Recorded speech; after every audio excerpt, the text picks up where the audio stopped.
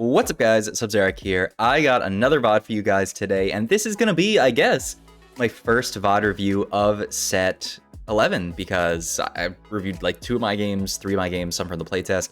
This is a VOD from Dish Soap, the winner of North American Regionals, went to Worlds, was a beast, didn't get to win Worlds because it's all luck GG's. But this is him playing on PvE, and it's always fun to see pro players like this, some of the best players in NA play on PvE, because they're slowly figuring stuff out. You can see little bits of them getting like dizzy and like not knowing what to do, but you can always see their really strong fundamentals come through. So it'll be fun to see how Dish Soap is approaching PvE right now, what comps he likes to play. Usually, I feel like these type of players will absolutely just crush PvE because everybody else, there's no like broken comps to abuse, basically. Nobody knows like, oh, you know, I should just be hard forcing, you know, Story Weavers, or maybe they do know that because it's pretty good.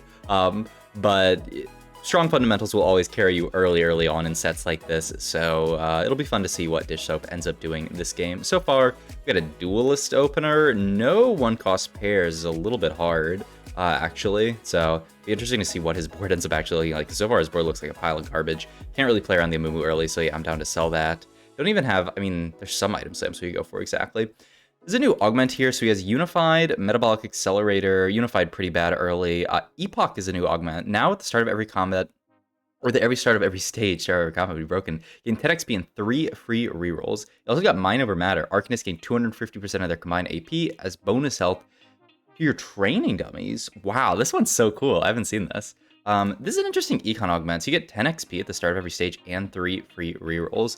So you're essentially getting like 16 gold in value. I mean, you can compare this to something like Cluttered Mind, Clear Mind, that's like 15 XP across the stage, but you obviously get this XP up front, which is, I mean, getting stuff up front is usually good. But yeah, the ship's just going to use his rolls here, try to pick up a few upgrades here. It's interesting augment that it gives you the XP and the rolls here, so it lets you put together like some kind of a board here. Yeah, like now he has this 2-starred, gets a random Kindred in here. He's trying to figure out what the board is supposed to be, because like, yeah, once again, it's early set. So yeah, I mean, 10 XP, 3 free rerolls, it's not bad. I wonder if it's actually better than some. I mean, the fact that you get it up front is like really nice, I feel like, compared to something like Clear Mind, Cluttered Mind, where like he can just sit here, and he's already level 4, getting those level 4 shops. He's gonna be level 5 in 2 turns, unless he wants to. Like he could straight go 5 here, but it's really expensive. I think making 10 gold makes a lot of sense, though. Now he's gonna get Inkshadow in here. Gets the Tattoo of Toxin. This is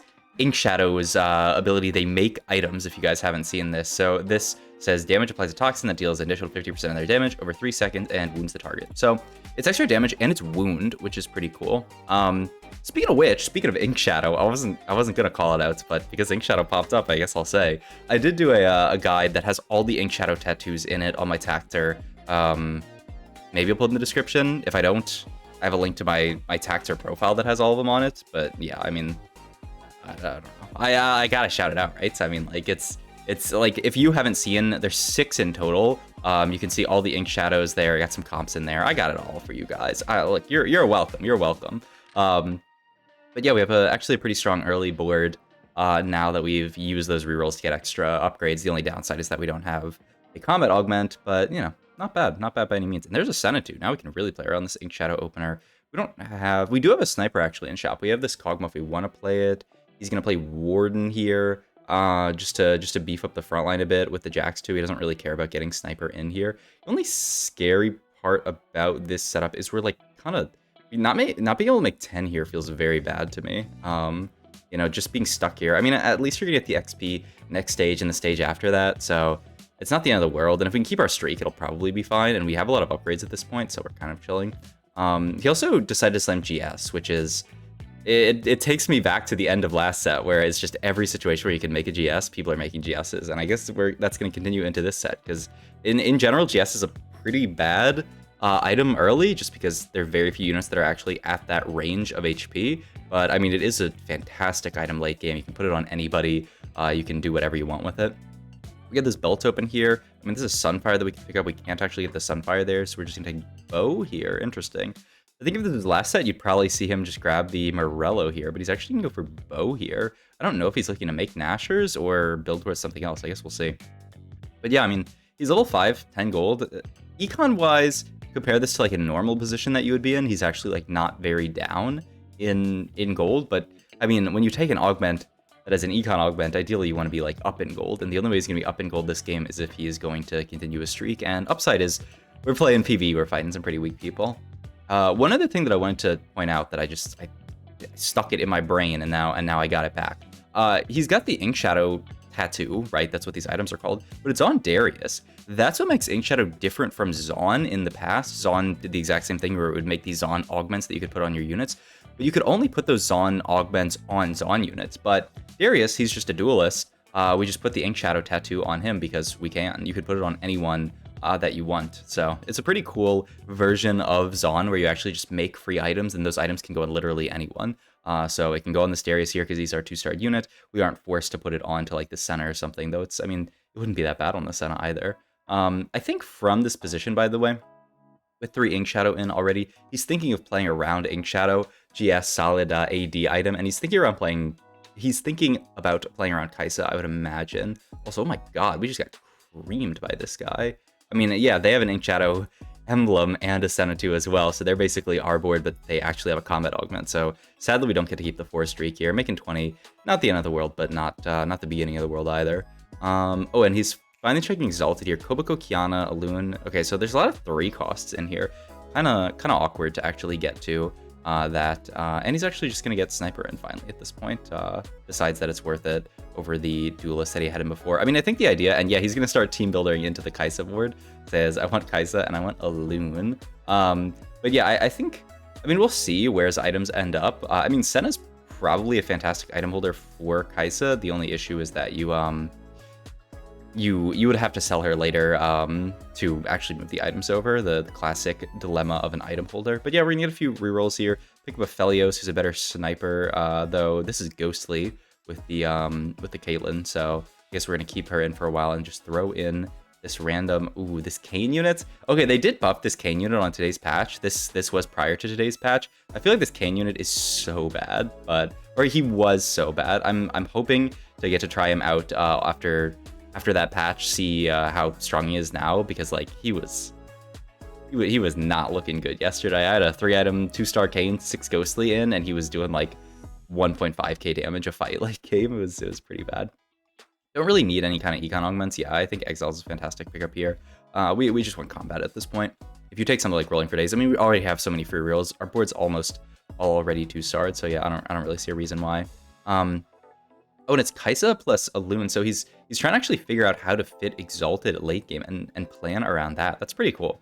Because if you guys aren't familiar with Exalted, it's a really interesting new trait where the units that are in Exalted change every game. So, you know, this game, Kaisa, Alun, and Amumu are Exalted, but those are not, like, next game. If you play a game, like, those 3 units will probably not be Exalted. It'd be crazy if they were. So it kind of forces you to, if you want to play it, every game change the units that you're playing around, cook different boards together, which is pretty cool.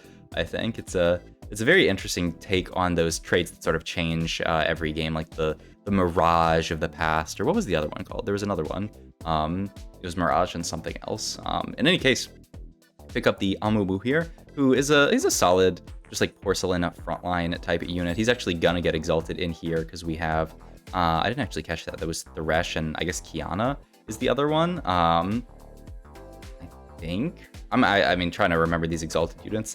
I need to hover over them or something. But in any case, we got 3 Exalted in with this board, which is going to provide us some extra XP and some extra combat strength. So if you know what Exalted does, every round you get this little core, this soul core. You're going to see it after this fight that goes onto your bench that holds 1 XP in it. So boom, there it is at right after the Caitlyn on our bench. You can sell that to gain 1 XP. On launch, this was 2 XP, but I think 2 gold per round for free is, well, I mean, it's kind of an econ trait, but 2 gold per round is kind of a lot, so bumping it down to 1 I think makes a lot of sense. The other thing that Exalted does is it buffs your team's damage based on your current level. I think is it 3? No, it's not 3% damage per level. I think maybe it's 2% damage per level. In any case, it's percent damage increase per level that you have.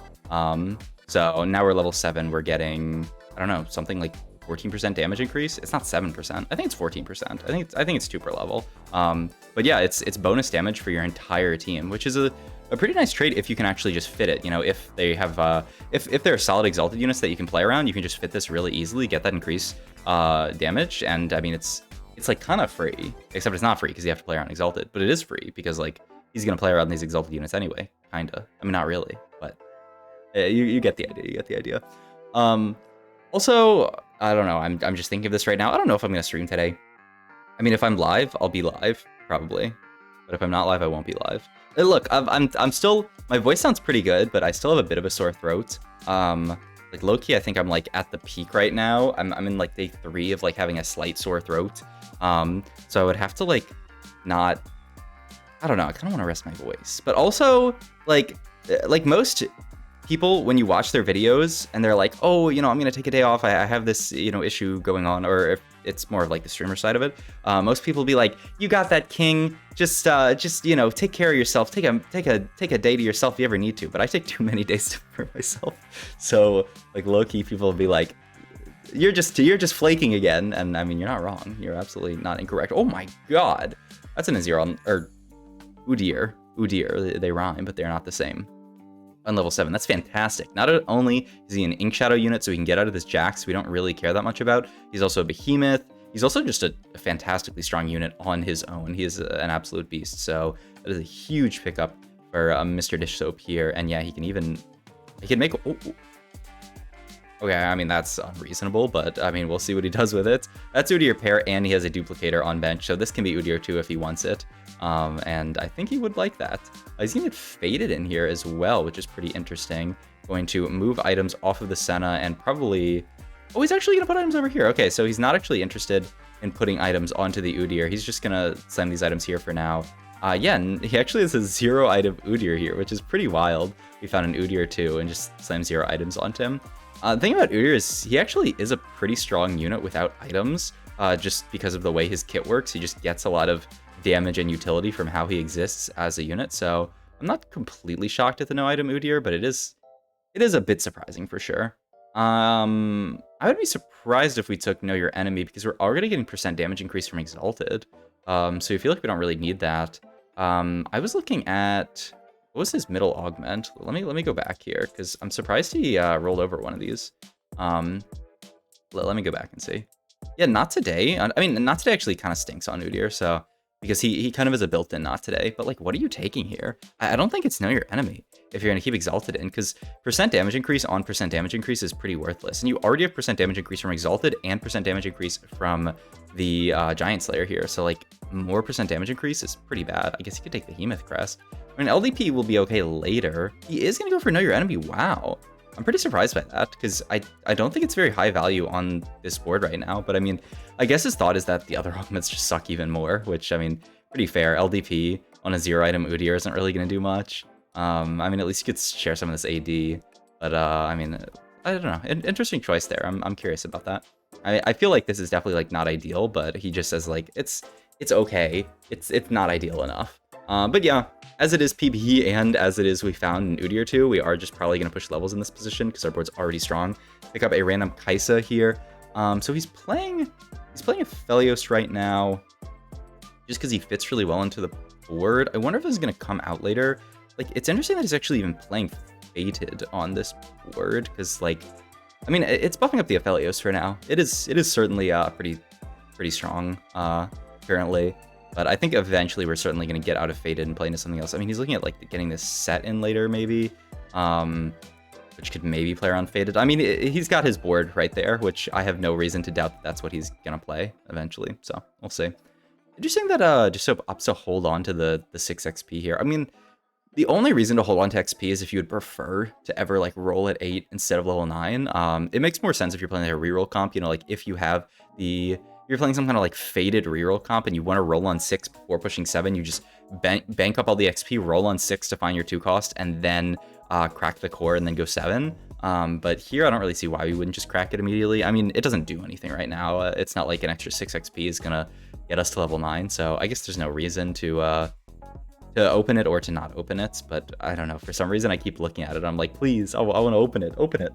I mean, we have Gunblade here. Could just be a Gunblade on the Udyr, or he could greed for something better. I feel like Gunblade Udyr, he heals himself up back to full when he drops below 50% HP.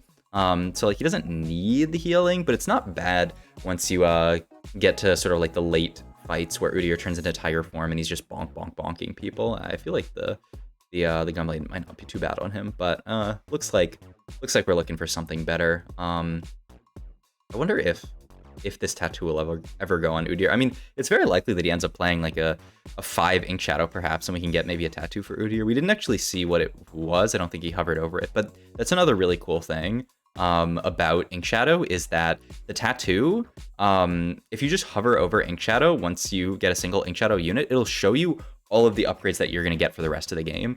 So you immediately know what you're going to get at 5 Inkshadow, what you're going to get at 7 Inkshadow. So it's a really nice sort of like quality of life thing that allows you to plan around what Inkshadow units you want to get in, and like how much vertical to actually play.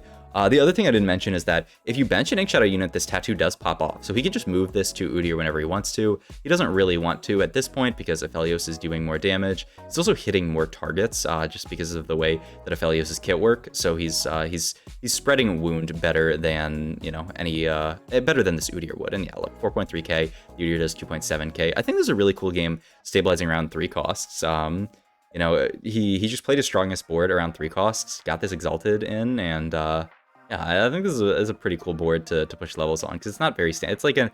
It's an Inkshadow board. Obviously, the Udyr too is a surprise, but like getting in Faded here, I think was pretty sick, and managing to fit Exalted as well with a Loon, like it's a very non-standard board, but it looks really, really cool. It's got a lot of dope stuff on it.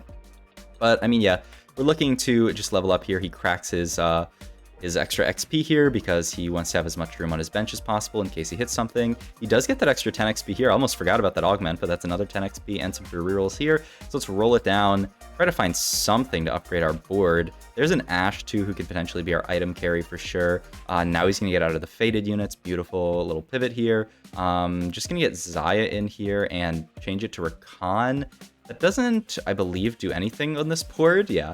I don't think this Rakan actually has any synergy on our board here. Ooh, and we're going to go for the BT Death Cap on the Udyr. I actually love this. He's an AP unit, which, you know, you wouldn't really know from playing regular League. Actually, now that I think about it, I don't play that much League. Is Udyr an AD or an AP unit in League nowadays? I know he used to be AD, but like, aren't there like AP builds with Phoenix form or something? Or maybe I'm crazy. Maybe I'm making that up. But yeah, all of his scalings are with AP, so you actually do want to build AP on this guy. There's a Mumu too. We are gonna have to move that Mumu eventually. We still have this Rakan. It's so annoying because he wants to frontline the Rakan. Oh, and that's the idea, is he wants to get Dragon Lord in here with the Rakan. Maybe there's some way we're getting Sage in later? I'm not actually sure. I mean, you could get Wukong in, but I don't really see how Wukong fits on the board. There's not like a Behemoth Sage or something, because we can get out of this Thresh at some point. Ornn would be a pretty easy replacement for it, who's a very, like, you know, the next level of Behemoth.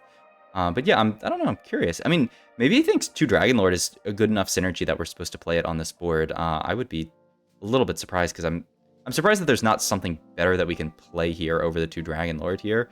He's going to get set in finally, so maybe this is the answer, which is going to give us Umbral on our board, which is really awkward to position with Exiles, though we get decent value onto it here. It's also awkward to position for this set here with Exiles, who wants to squat the units on his left and right, but if he puts them to the left and right, then we lose Exiles positioning, so he's just not going to get set value the entire game, which, I mean, it doesn't matter that much. It's just more damage for set, which isn't like that necessary. And yeah, I mean, at this point, we've fully stabilized on level 9. We're just pushing level 10 to play our strongest board. Want to pick up an item for Udyr here, ideally. The TG also looked... It actually doesn't look that juicy. I don't know why I was thinking that looks juicy. Another Death Cap, a Gunblade here. Looks like he's going to go another Death Cap. Yeah, he doesn't value any more healing. He just double Death Cap here, and we have the really, really just high AP value Udyr here. A lot of... I believe that scales up his shield and his... either the attack speed or damage. There's Syndra and Lissandra. Okay, how are we getting these in? I mean, this Rakan... I still don't really get why Rakan's in here. Oh, and he's going to Death Cap? He's going to Death Cap the Volibear.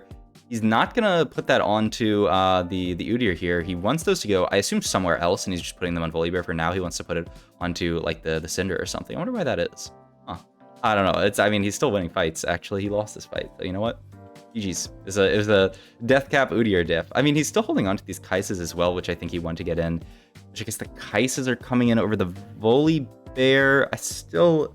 Okay, he's actually full open selling everything now. He's getting out of that carry. Oh, and this is why he wanted Zion Rakan so that he could play around the Kaisa carry to get Trick Shot in for her. So we're going to pivot into this board, which is 4 Exalted, interestingly enough. This also allows us to get the Lysandra in. This is where all these items are going to go. Lysandra is going to get the Death Cap. We're going to move Crown Guard over to Udyr. Like I was saying, he does so well with AP, so Crown Guard should be a fantastic item on him. And yeah, I mean, look at him. He goes to the backline, and look at him just bonking everything there. Oh my god, that Udyr damage. We're also going to farm up another item here, which is Titan's Resolve, which I imagine would be a fantastic item on Udyr. The only downside is we'd have to remove something, like the Death Cap. I don't know. I mean, we could just move the Death Cap over, do double Death Cap Lysandra. Curious to see what he does with these items here. You don't really want to lose the BT, I would think, but I don't know. We'll see. Maybe this is the final board, but we're still, yeah, we're I guess that just comes out for a better Behemoth. We're also leveling up. I mean, I guess we could play 5 Exalted for the extra % increase in damage. It scales up when you play 5, and it doesn't give you any more XP, but it does give you more % increase, so maybe that's the idea. There is our Kaisa too. And yeah, I mean, at this point, we're just trying to cap out the board, but we're already so many 2-star 5 costs. There's almost nothing left to roll for here, and yeah, it looks like 5 Exalted is what he's going to get in here, which is a pretty cool little pivots. Yeah, do we even have enough room? You can do the double W formation. Yeah, you can fit these units. You would just have to sack Umbral value on some of them if you want to get Exile's value on everyone. But you just do the W and then a W on top of that, and you can fit 10 units, which is exactly the number that we have. Though I think he might be saying that Umbral Shield is more valuable than... Umbral Shield on these frontliners and getting them in the Umbral is more valuable than getting like value onto like 2 tiny little backliner units, which might be correct. You just sack the shield on these guys. Okay, he is going to swap the double W. Yeah, this works as well.